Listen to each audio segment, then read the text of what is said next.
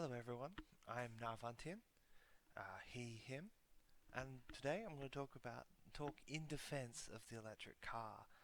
Now, I realized I didn't have any video editing skills, so I'm just going to do a PowerPoint, but I know that a lot of people like having a face to look at, so here's my avatar with some googly eyes. He'll be your constant companion through this YouTube slides, through this slideshow. Um, so the inspiration for this video is Adam Something's a video. So Adam Something is an urban planning, public transport advocate YouTuber, and he made this video about that highlighted about three terrible myths about EVs that I'm used to seeing from fans of the combustion engine. And these three myths are: EVs don't work in the cold, EVs are a fire hazard, and that EVs are too heavy. This is a quick contents page of what I'm going to talk about today. I want to have a quick talk about what my perspective is and why I think EVs do matter. Then we're going to go through the three myths plus a bonus fourth myth. And then I'm going to talk about how I think we actually get from where we are now to this public transport utopia that Adam is looking forward to getting to.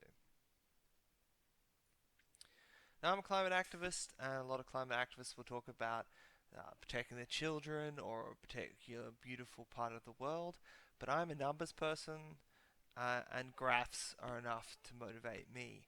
So this is a graph from the IPCC report. Unfortunately, these graphs are so complicated that you need a PhD to understand. Luckily, I have one of those, so I'm going to go through it now for you.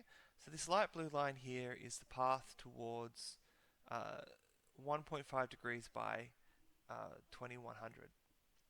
And this path basically requires us to reduce our emissions by a pandemic every year till now, until 2050.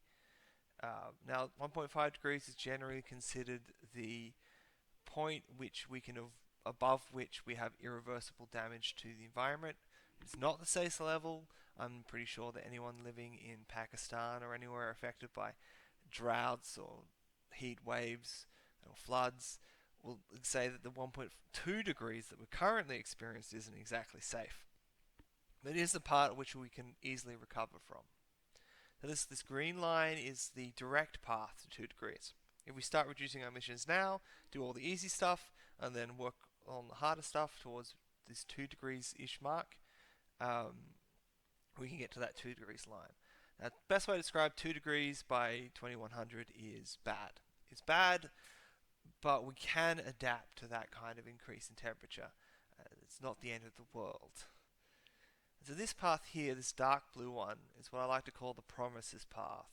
So this is the path currently laid out by the promises that politicians have made at towards those net zero by 2050 targets, those few places that have interim 2030 targets. We see a slight downward trend toward 2030. This is a promises path, and we know how much a politician's promise is worth. Not a whole lot. So we're going to have to fight really hard just to get this target. The important thing to understand about this path is, because we're not having these early cuts and we have this sort of slower cut, is that by 2100 to actually hit that 2 degrees target, we need negative emissions. And the only way we know how to get negative emissions at scale right now is by planting a whole bunch of trees. But trees require space, trees are very vulnerable to fire and drought, and right now there's a whole bunch of companies that are just planting trees to offset their emissions instead of reducing their emissions the way that they need to. And finally, we have this top red line. So this is 4 policies currently already implemented, things that we're already doing. What is the path we're on? And it's this 4.5-ish degrees one. Now, it could be worse than that. We could have a bunch of runaway feedbacks that make it worse, or it could be better than that, because society collapsed, because 4.5 degrees is that catastrophic climate change that you've been hearing about. It will drastically change where the rain falls, and therefore where we're able to grow food for everyone. We really want to avoid this 4.5 degrees target. Now that I scared you, let me scare you some more, because one of the annoying things about climate change activism is that people are involved and politics is involved. And we're walking this tightrope between trying to go as fast as we can, avoiding backlash. Now, there are rich, influential people that for some reason want to see the world burn, so they happily amplify any minor grievance anyone has in order to try and slow down the pace of progress on climate change. We've seen that in Australia with the repeal of the carbon tax into a decade of doing nothing. Netherlands has a whole bunch of farmers that got annoyed when the central government realized that they couldn't hit their targets and they started reducing the amount of sheep and cattle in the country. And we had all the yellow vests in France that were annoyed by a rising tax on diesel in the country.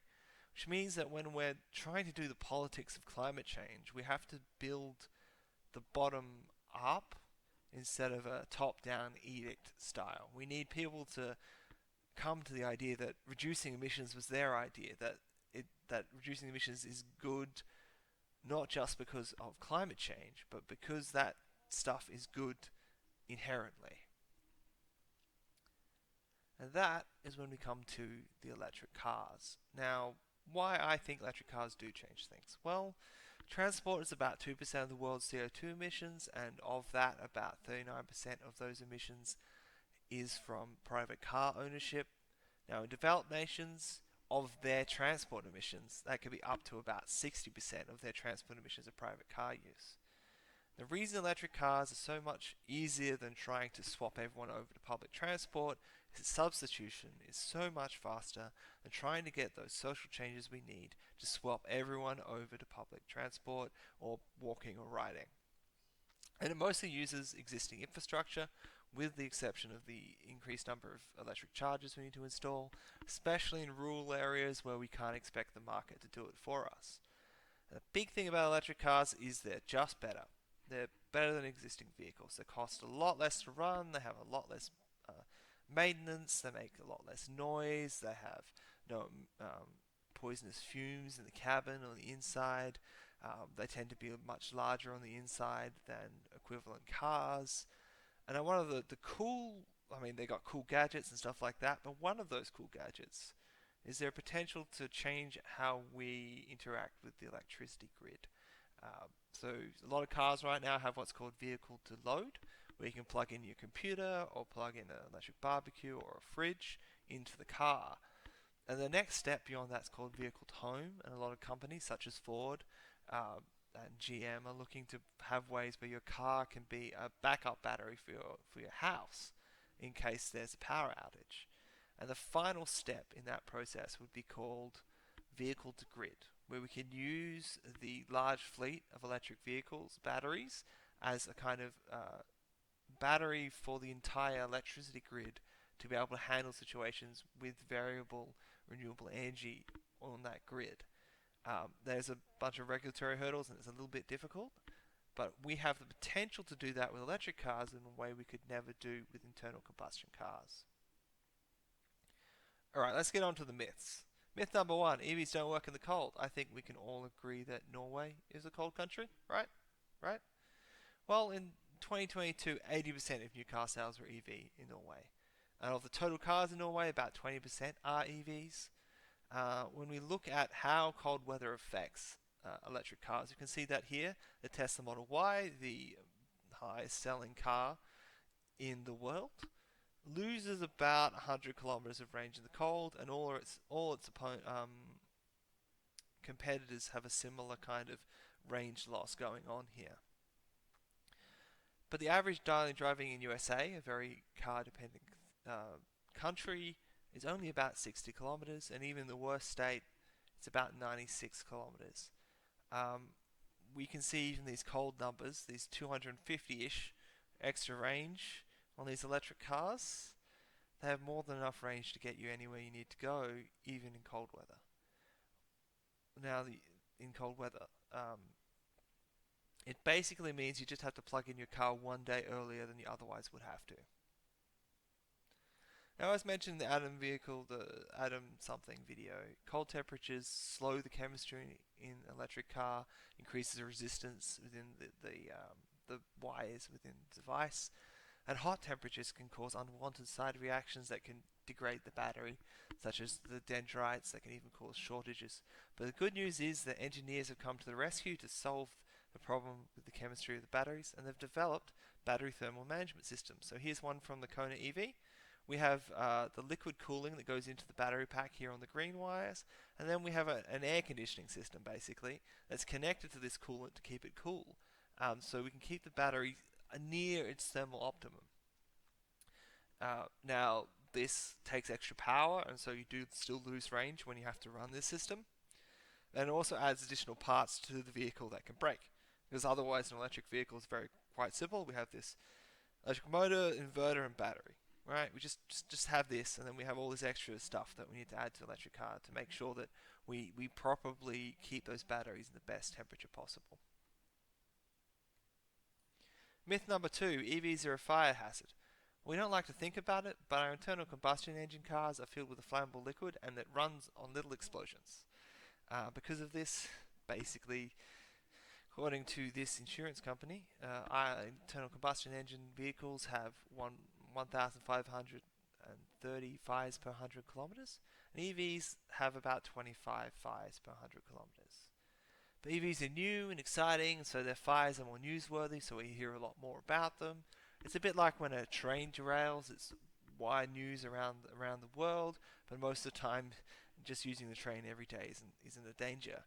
It's a big Now, EV batteries are encased within a strong sealed protective pack, and so even in most collisions, there's not going to be rupture, there's not going to be damage to those batteries in the event of a collision, and therefore they're not going to be the source of any fire in a car. And even beyond that, engineering and chemistry can reduce the existing low fire risk in EVs. The biggest example of this is the BYD Blade battery here. So BYD is a Chinese battery manufacturer and the second largest EV seller in the world. They use a cobalt-free battery called a lithium iron phosphate battery, and that has a higher temperature required before the battery starts having a runaway fire called thermal runaway. And in addition to that, their long and thin batteries can passively cool fast enough that we don't have this runaway happen, just because the combination of chemistry and engineering can solve that problem. And speaking of chemistry and engineering, new battery electrolytes can remove fire risk completely. Most commonly heard is the solid state batteries. We don't know how far away that is away, but some forms of polymer, even water possible batteries can reduce the fire within the battery to just not be possible. That's being worked on right now.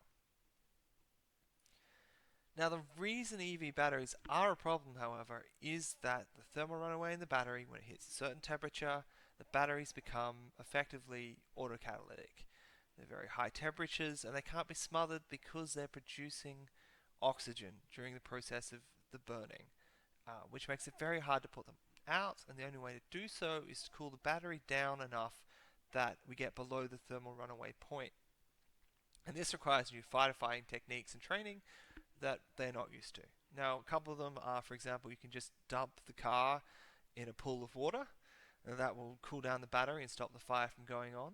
Here in the USA, someone has developed a sort of a tube that will puncture the battery from below and then pump the water directly into the battery pack instead of trying to cool it down from the outside. Another way we can reduce these fires is that we may force car makers to engineer ways to make the battery be able to separate from the car in chance of a fire, so that, say, the fire doesn't separate. If a fire elsewhere in the vehicle doesn't go all the way to the battery, and if the battery is a problem, you can pull the battery out and then cool the battery specifically without having to deal with the entire car. So this is still an area that needs to be worked on, but it's not like the end of the electric car. It's just something that we need to get used to having. And the third myth is that EVs are too heavy. Well, all cars are bigger and heavier now, and no one complained about that. We can see here from 1970 to 2020, batteries of the cars of all sizes have gotten larger over time. Why this is certainly a matter of debate. Some have said it's because the extra safety features require more space, so small cars have gotten bigger. Others say it's simply by demand, that people want their large SUVs because they want more space in the back, they want to be able to carry stuff, they want to go off-road, unlikely. And then there's this kind of runaway loop here, a feedback loop, where people in small cars don't feel safe around the very large cars, so then they buy a large car to feel safer, and then more people don't feel safe in their small cars, so they need larger cars. However, higher margins on larger cars. So since the engine and stuff is not getting more expensive, you make a larger car, you sell it for more. The car company can make more money on a larger car than a small car, which incentivizes them to advertise them over the smaller cars. So the truth of the myth is that EVs are heavier than similar sized cars because of the weight of the battery. But they are not the heaviest cars on the road. Now, weight is directly related to range, which incentivizes the cutting of weight from EVs in order to get longer ranges out of them. And we focus on aerodynamics to get that longer range, sort of moves away from that kind of boxy SUV shape towards smooth, sleek sedans again. So the kind of trends in electric cars should actually be reducing the size of cars. Beyond that, because the electric powertrain, the motor and the batteries actually take up less space within the car than an internal combustion engine, they tend to have larger insides, more storage space for a similarly sized vehicle. So we may see people be able to use a smaller car while still having the same amount of storage space within the car. Now, related to this heavier myth, we have the brake and tire emissions from EVs, the myth that I see from a whole bunch. EVs use their brakes significantly less because of regen braking. They run the motors in reverse, they charge the battery up, and they don't actually have to use the physical brakes. But tire emissions are still going to be a problem because of larger vehicles, but also because of the extra torque on an electric vehicle makes it more likely for them to spin out and cause tire marks. But all the tire companies are out there making tires specifically for EVs to avoid this problem. Now, government regulatory agencies are looking into the tire emissions now, such as Euro 7 regulations are looking into that. So we might see a reduction in tire emissions in general because of that. Now, tires are currently made from petroleum products, but a lot of companies are looking to move away from that. And those petroleum products can be toxic, which makes those tire emissions more dangerous. But a lot of things that they replace it to can be softer and more prone to wear. So we might have more tire emissions but are less toxic when we change from petroleum products to other sources to produce our tires. Bonus myth.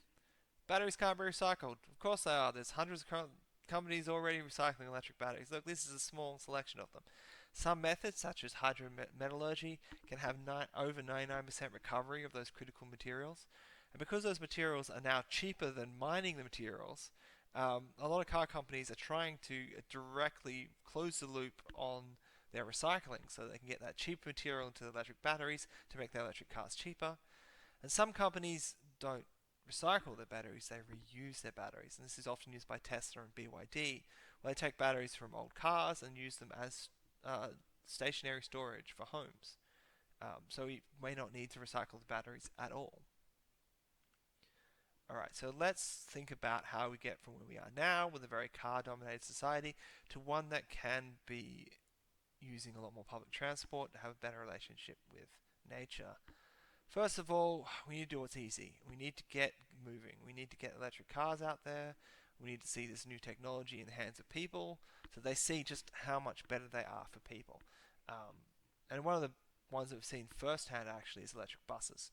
You can find electric buses in most major cities these days because of the reduced potential. You'll find them in Moscow, you find them in Shanghai, you find them in Vienna and all over Europe. Electric buses are great. We should get as many of them as possible into service. Another thing that we're going to have to do is electrify these utility vehicles, such as delivery vans, tradesman vehicles, council vehicles, garbage trucks, things like that, that are we still going to need in a world dominated by public transport as a major form of transportation. And we see here is any transit here that's 100% electrification. These should be a priority, and now it's generally easier to electrify these vehicles because they tend to have set routes, or you can get exactly the right battery size needed for their specific needs, as opposed to needing it to be more, they could do anything in the way that a private vehicle car can. We can look to make the current car spaces or any future car spaces multi-use. One big example of this is the solar car parks that France is relying for Paris. Any large car parks be covered in solar panels. That we then basically have a solar power plant in the center of the city that is also a car park. Um, and if you want to encourage people to walk, to cycle, to spend time outdoors and away from their private homes, we need to make better footpaths, better cycle paths. We want to make the area more green, more cooler because of all this extra tree canopy space and stuff like that. And this is all really stuff that you can do at the local level and not have to deal with the kind of annoyances of national politics. So what do we do in the medium term? How do we move from our car-dominated society to way more public transport? Well, I like to think of when I'm talking about this transformation as a freedom from the tyranny of the car. People like to think of progress, of moving forward, and not going back to the times when we used to use more buses.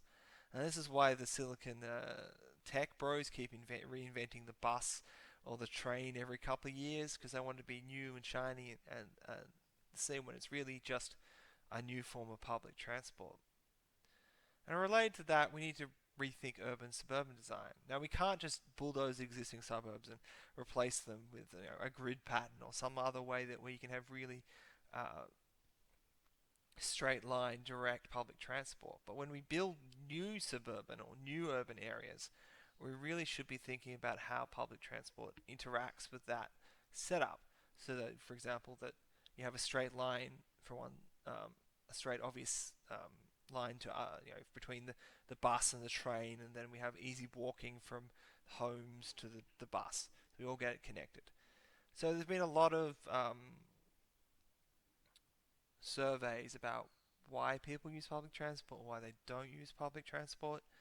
The big one is that either it's really easy and convenient to get to go where they need to go, or it simply doesn't go where they need to go when they need to go, which makes it which means that we really need to think about how the buses move, where the trains go, about building more public transport in the places that needs to go.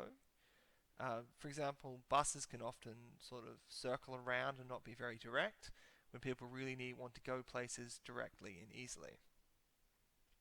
One of the reasons people say that they do use public transport is that it's comfortable, stress-free compared to driving or looking for a car park or a number of other things. So we really want to pump up that positive about public transport, particularly in peak hours where it can be a lot less comfortable and a lot more stressful. So we really want people to like, oh, I just sit in this car and it gets me where I want to go. I can do work or listen to music, stuff like that. Now, one of the things that comes up a lot, the stuff that annoys people, is that they miss the first bus, then they miss the second bus then that means they'll miss the second bus, which they'll mean, and they end up a lot later than they intended to be. And the only way to sort of fix this problem in some ways is to reduce the societal expectations about punctuality, about being at work at 9 o'clock. Instead, having this kind of grace period at the start of the day where we give time for people just to come in when they want to, when they're able to, at the most convenient time, so that they can take public transport that might take a little bit longer, they might miss the bus that they need to and then have to wait 5 minutes for the next one. Really looking at how we think about time will improve the number of people that will take public transport in the future. So I think any activist really has to have an idea in their head about what the better future looks like. And I imagine a future where humans are in a better relationship with nature. So right now we have a very artificial society that we've built. We have our homes and maybe we have a little garden. We're not really thinking about us and the natural world. It's all artificial. On top of that, I expect to see a future with abundant and free energy from the sun, from the wind, with the use of battery storage to be able to store that. So I expect a world where we have a much better relationship with nature, where we have abundant energy to do with that whatever we need to get done. But there is a kind of dark side to particularly electric cars that could see us move away from the solarpunk that I want towards the cyberpunk that we're all afraid of, where middle class and up are able to swap to their electric cars. They put solar on their roofs. They have solar. They have a battery to charge that. They have electric cooking. They have electric hot water heating, and then they no longer have to pay for any fuels. It's all solar. But people in lower income areas will have to have a second-hand combustion car, still using gas because they can't afford to replace it. They can't get solar panels in the house. Maybe they're renters and their landlord doesn't have any incentive to put solar panels on the roof. And we end up with this separation of people that are free from fuels, that are abundant energy, and then we have a bunch of people who are stuck, paying for fuels, not being able to get out of that trap. So for me, being able to get that technology out to everyone is really important. That really is the trap that, as anyone who's an advocate for electric cars has to avoid. We can't just have these extravagant toys for rich people. We need cars for the people that everyone can use. And I'd like to thank you all for listening. I'm Navantian everywhere, including on Mastodon. Enjoy your day.